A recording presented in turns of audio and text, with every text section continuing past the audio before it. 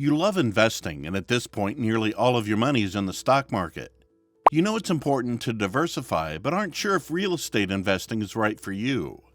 You might think it requires a lot of money up front or requires a lot of work ongoing. And while some of that is true, there are new options this year that can make real estate a potential investment for you. While real estate investing certainly isn't for everyone, it can be very lucrative. Many people have made millions investing in real estate.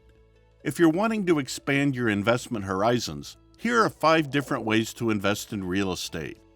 Before we start talking about investing in real estate, we want to welcome you to our channel and tell you that we look forward to being with you today. So, let's start with this topic, shall we?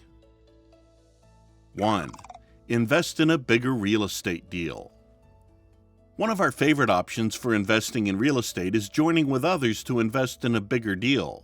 This can be either commercial or residential.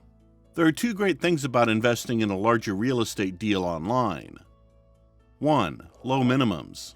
Depending on the platform you use, you can invest as little as $500 and be an owner of a property. 2. You don't have to be an accredited investor. In the past, to participate in these types of investments, you had to be an accredited investor, but that rule has gone away for certain investment types. As such, if you're looking to diversify your investments but don't have a lot of money to do it with, this could be a lucrative way to start. We recommend 3 platforms for investing in real estate: Fundraise, Realty Mogul, and Streetwise. 2. Buy a rental property. Purchasing homes and renting them out is a great way to produce extra monthly cash flow. To do this, you have to purchase a house that has a combined monthly mortgage payment, home insurance payment, and property tax payment lower than the rent the property commands. There are several ways to do this, from buying in an area with high rents to putting a lot of money down so that your mortgage payment is low. There are 2 downsides to owning a rental property directly. First, it typically requires a lot of cash up front, from the down payment to the maintenance required.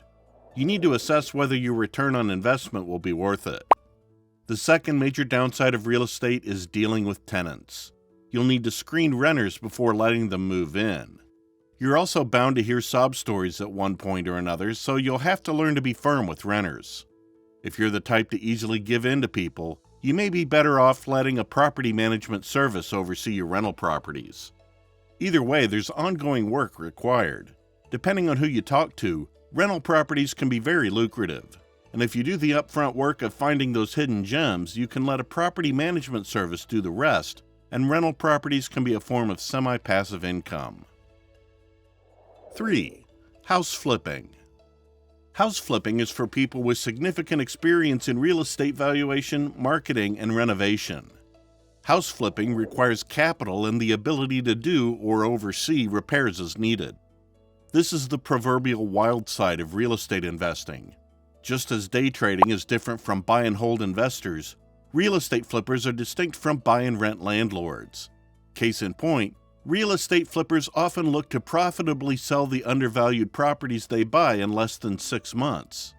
Pure property flippers often don't invest in improving properties.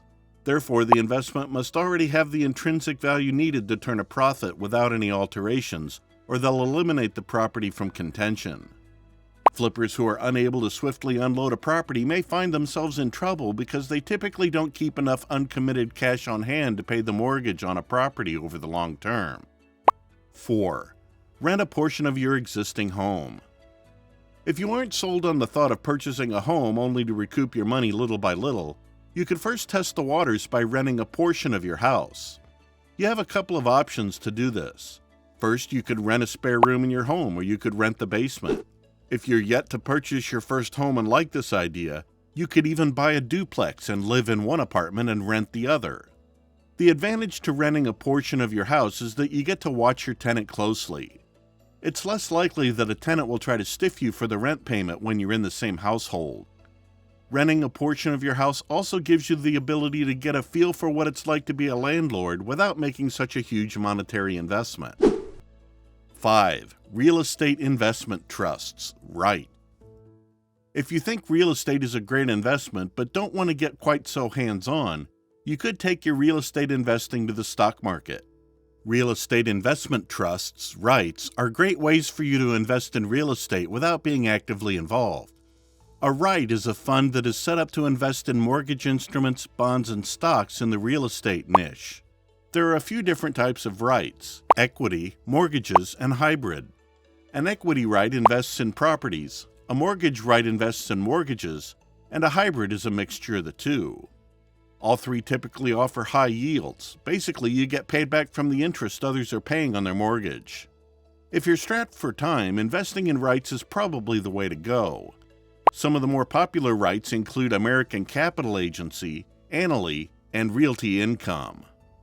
Whether real estate investors use their properties to generate rental income or to bide their time until the perfect selling opportunity arises, it's possible to build out a robust investment program by paying a relatively small part of a property's total value up front. And with any investment, there is profit and potential within real estate, whether the overall market is up or down.